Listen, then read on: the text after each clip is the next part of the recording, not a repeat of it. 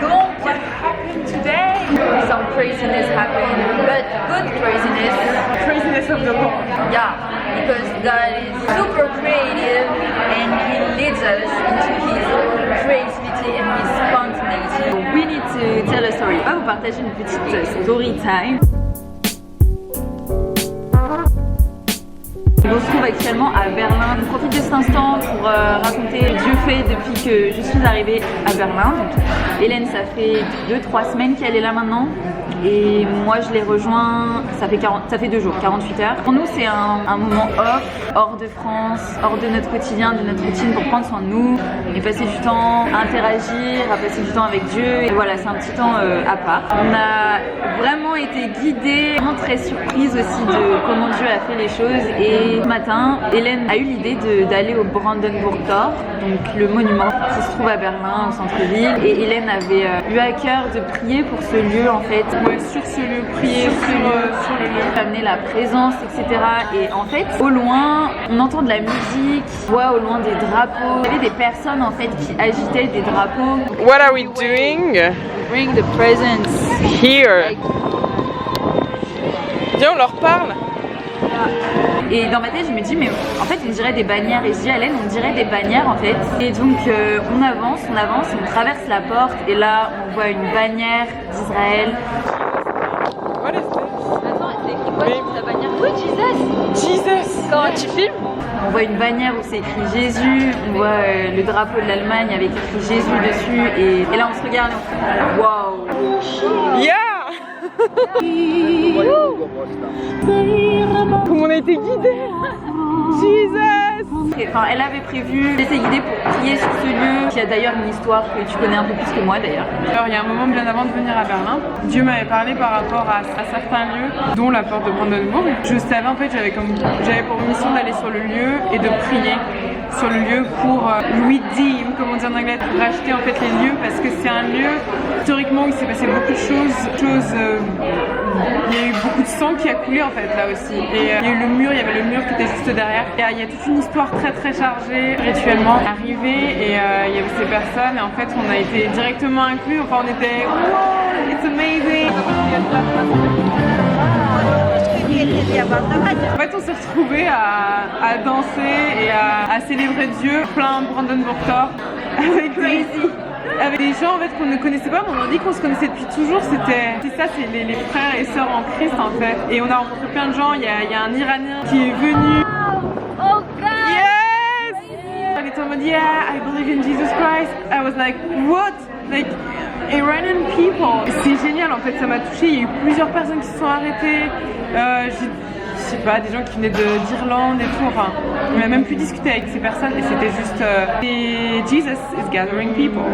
On est vraiment parti comme ça, un peu en mode touriste au final pour visiter, puis je lui ai dit quand on est arrivé, je lui ai dit on pourrait prier sur ce lieu et en fait c'est vraiment, Dieu nous a fait une surprise, c'est qu'il y avait ces personnes-là qui étaient là en fait, nous attendaient. Dame, alors du coup qui parlait russe, Hélène ici parle russe, du coup elles ont pu discuter, moi j'ai parlé plus anglais parce que du coup j'ai aucune notion d'allemand. Du coup elles avaient une enceinte et il y avait des chants juifs qui passaient, des chants hébreux.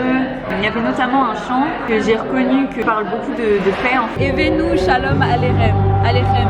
Ça veut dire nous vous annonçons la paix. Evenu Shalom Alechem. Evenu Shalom Alechem. Evenu Shalom Shalom Shalom Alechem. Ils nous ont passé leur bannière pour qu'on danse en fait devant la porte de Brandenburg, qu'on partage ce moment avec elle et qu'on puisse faire ce que Dieu nous demandait de faire ce moment. C'est vrai que c'était un peu tellement spontané qu'on était en mode what, mais qu'est-ce qui se passe?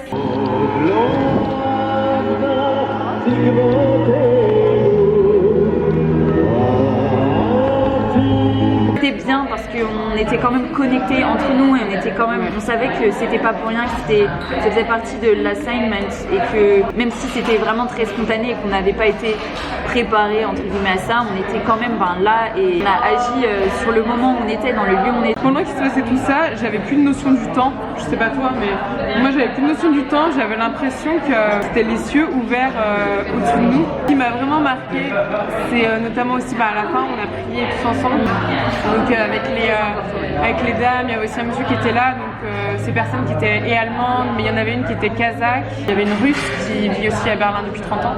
Et puis il y avait nous, les deux françaises. Et en fait, on s'est pris la main et on s'est tenus là et on a prié ensemble. Et on a tous prié dans nos langues en fait, à tour de rôle. Anna, elle a prié en français. Moi, j'étais guidée par le Saint-Esprit. J'ai commencé à prier en anglais et c'est sorti que en anglais. Mais aussi par rapport à l'Europe, parce qu'on était vraiment. Enfin, il faut savoir que la porte de Brandenburg, il y avait là où on se tenait, c'est là où anciennement il y avait le mur. Et le mur, c'est la frontière. C'est le mur, ça représente beaucoup la souffrance, ça représente la séparation. Il y a eu un truc de puissant qui a été fait là, et même je pense au niveau de l'Europe, et on a vraiment déclaré que l'Allemagne sera sauvée, que Berlin sera sauvé. Et même je sais que quand elles ont prié en allemand, elles ont prié aussi pour la France. La France soit bénie, gloire à Dieu. On a prié la paix, on a prié pour la paix, apaisement en fait sur ce lieu, sur les personnes qui ont prié avec nous. Même si elles comprenaient pas forcément nos prières, en fait, je sentais vraiment qu'on était tous tellement connectés que c'était comme une évidence. Et le soleil est sorti des nuages quand on a juste eu fini en fait.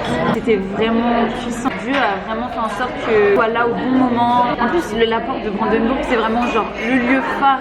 Il y a plein de touristes et beaucoup de gens ont été interpellés, ont filmé, etc. Et je pense qu'il y a beaucoup de gens qui ont été bénis parce que je suis sûre que, ils ont vu les bannières, le signalement qu'il y avait le corps de Christ ici, qui était présent en fait. En fait, on a été là, envoyés pour se tenir sur la brèche, vraiment ça. C'est la brèche de l'ancien lieu où il y avait le mur, et c'est la porte, on était à la porte. Avant qu'on arrive vraiment à la porte de Brandenburg, il y avait beaucoup de vent en fait depuis qu'on était sorti de l'appartement et Hélène m'a dit "This is a prophetic weather." Like, il y a un truc dans l'air qui est vraiment prophétique. Le fait qu'il y ait du vent comme ça, c'était bizarre. Vraiment beaucoup de vent, c'est vraiment puissant. Le vent soufflait à travers la porte, vraiment dans la direction, à travers les colonnes de la porte. On levait les bannières.